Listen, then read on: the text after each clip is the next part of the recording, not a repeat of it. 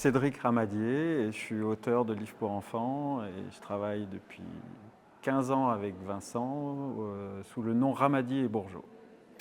Et donc je suis Vincent Bourgeot, illustrateur. Il n'y a pas de journée type. Il n'y en a pas. Ouais. Il n'y a pas de journée type, c'est vraiment, on travaille au projet. Grande majorité des cas, c'est moi qui ai les idées, que je note dans des carnets et puis je raconte ça à Vincent. Alors on habite la même ville, on se voit assez souvent, on voyage beaucoup ensemble pour ce métier et donc je lui raconte des choses et après c'est une fois qu'il l'aime et qu'il rebondit qu'on peut commencer à travailler sur un livre.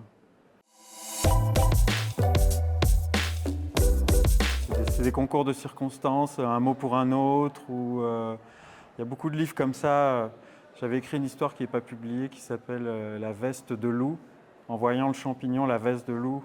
Je ne sais pas d'où ça vient en général, mais c'est des envies, je dirais. Et dans notre travail particulièrement, la forme est très importante. Alors, dans toute la littérature jeunesse, la forme est importante, mais nous, on travaille vraiment avec le livre en volume presque, souvent. Donc ça peut venir de la forme du livre. On a fait un livre qui parle d'un chat. Le livre est en forme de chat. Et bon, ben voilà, tout tenait dans la fabrication du livre. Elle nous a choisis. Ouais. Non, mais moi, c'est un hasard complet. C'est au moment de faire un premier stage après mes études artistiques, je suis rentré dans une maison d'édition jeunesse et que j'ai découvert qu'il y avait des livres pour enfants. J'avais complètement oublié qu'il y en avait. Moi, je me cherchais vraiment du côté de la BD, plutôt de la BD adulte. Et c'est un peu, pas par défaut, mais en cherchant, que j'ai vu que je n'arrivais pas à faire quelque chose qui me convenait en littérature BD adulte. Et j'ai redécouvert la jeunesse.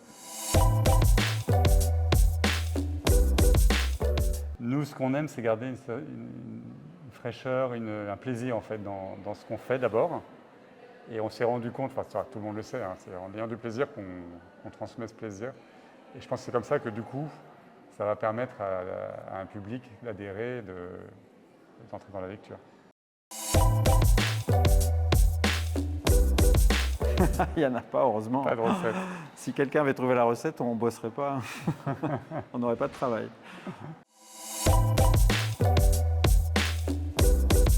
Oui. Ah oui, oui. Oui, toujours.